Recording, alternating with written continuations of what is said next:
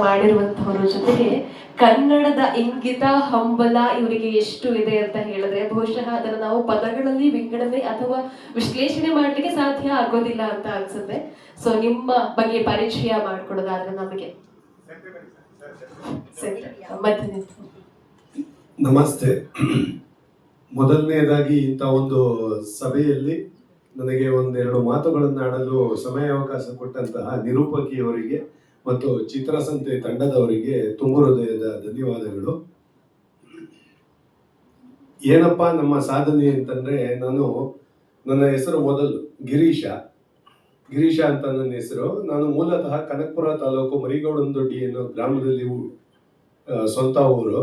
ಆದರೆ ನಾನು ಹುಟ್ಟಿ ಬೆಳೆದದ್ದೆಲ್ಲ ಮಂಡ್ಯ ಜಿಲ್ಲೆ ಎತ್ತಂಬಾಡಿ ಅನ್ನೋ ಗ್ರಾಮ ಇದೆ, ಆ ಊರಿನಲ್ಲಿ ಹುಟ್ಟಿದ್ದು ಬೆಳೆದಿದ್ದು. ಇವಾಗ ಜೀವನ ರೂಪಿಸ್ಕೊಳ್ಳೋದಕ್ಕೆ 26 ವರ್ಷಗಳಿಂದ ಮೈಸೂರಿನಲ್ಲಿ ಜೀವಿಸ್ತಾ ಇದ್ದೀನಿ.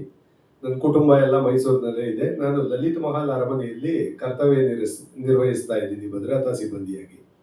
ನನ್ನ ಜೊತೆ ಮಾತಾಡುವಂಥ ಕನ್ನಡಿಗರೇ ಆಗಲಿ ಪರಭಾಷಿಗರೇ ಆಗಲಿ ಮೊದಲು ಪರಭಾಷಿಗರಿಗೂ ಕೂಡ ನಮಸ್ಕಾರ ಅಂತ ಶುರು ಮಾಡಿ ನಂತರ ಅವರ ಭಾಷೆಯಲ್ಲಿ ಅವರನ್ನು ಮಾತಾಡಿಸಿ ಕಳುಹಿಸ್ಕೊಡ್ತೀನಿ. ನಮ್ಮ ಕನ್ನಡಿಗರ ಜೊತೆ ಅಪ್ಪಟ ಕನ್ನಡದಲ್ಲಿ ಯಾವುದೇ ಒಂದು ಆಂಗ್ಲ ಭಾಷಾ ಪದಗಳನ್ನು ನಾವು ಉಪಯೋಗಿಸಿದಂತೆ ಅಪ್ಪಟ ಕನ್ನಡದಲ್ಲಿ ಮಾತಾಡ್ತೀನಿ. ಕೆಲವೊಂದು ಜನಕ್ಕೆ ಅದು ಇಷ್ಟ ಆಗಲ್ಲ, ಕೆಲವೊಂದು ಜನಕ್ಕೆ ಇಷ್ಟಪಡ್ತಾರೆ.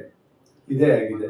ಸಾಮಾಜಿಕ ಜಾಲತಾಣದಲ್ಲಿ ಇತ್ತೀಚೆಗೆ ಅಪ್ಪಟ ಕನ್ನಡಿಗ ಎಂಬ ಒಂದು ನಾಮಧೇಯವನ್ನು ಕೊಟ್ಟು ನನಗೆ ತುಂಬಾ ಗೌರವಿಸ್ತಾ ಇದ್ದಾರೆ. ಬರುವಂತಹ ಪ್ರೇಕ್ಷಕರು ಮತ್ತೆ ಅಲ್ಲಿ ಲಲಿತ ಮಹಲ್ ಅರಮನೆಯಲ್ಲಿ ಉಳಿದುಕೊಳ್ಳುವಂತಹ ಎಲ್ಲ ಪ್ರವಾಸಿಗರು ತುಂಬಾ ಚೆನ್ನಾಗಿ ಗುರುತಿಸ್ತಾರೆ. ನನಗೆ ಅದೊಂದು ತುಂಬಾ ಖುಷಿ ಆಗುತ್ತೆ. ಮತ್ತೆ ಕೆಲಸ ಮುಗಿಸ್ಕೊಂಡು ನಾನು ಕೂಡ ಭದ್ರತಾ ಸಿಬ್ಬಂದಿಯ ಕೆಲಸ ಮುಗಿಸ್ಕೊಂಡು ಒಂದು ಸಾರಿಗೆ ತ್ರಿಚಕ್ರ ವಾಹನ ಅಂದ್ರೆ ತಮ್ಮೆಲ್ಲರ ಕಂಗ್ಲೀಸು ಭಾಷೆಯಲ್ಲಿ ಆಟೋ ರಿಕ್ಷಾ ಅಂತ ಕರೀತೀರಾ, ಆಟೋ ರಿಕ್ಷಾ ಚಾಲಕನಾಗಿ ಕರ್ತವ್ಯವನ್ನು ನಿರ್ವಹಿಸ್ತಾ ಇದ್ದೀನಿ. ಧನ್ಯವಾದಗಳು.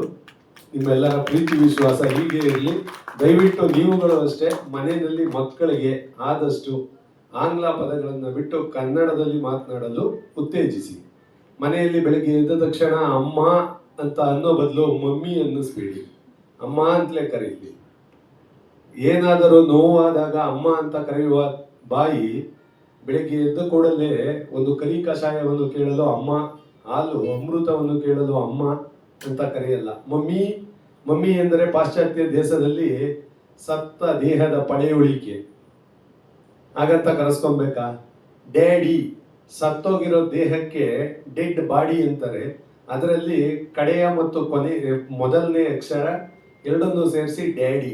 ಕಷ್ಟಪಟ್ಟು ದುಡಿದು ಸಾಕ್ತಾ ಇರೋ ಅಪ್ಪನಿಗೆ ಡ್ಯಾಡಿ, ಅಪ್ಪ ಅಂತ ಕರೆದ್ರೆ ತಪ್ಪಾಗುತ್ತಾ?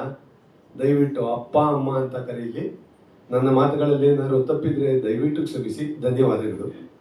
ಜೈ ಕರ್ನಾಟಕ ಮಾತೆ, ಜೈ Bhuvaneshwari. Thank you so much. ಒಂದಾದ್ರೆ ಇಂಗ್ಲಿಷ್ ಪದ. ಓಕೆ, ಧನ್ಯವಾದಗಳು. ಸೂಪರ್. ತುಂಬಾ ಕಷ್ಟ.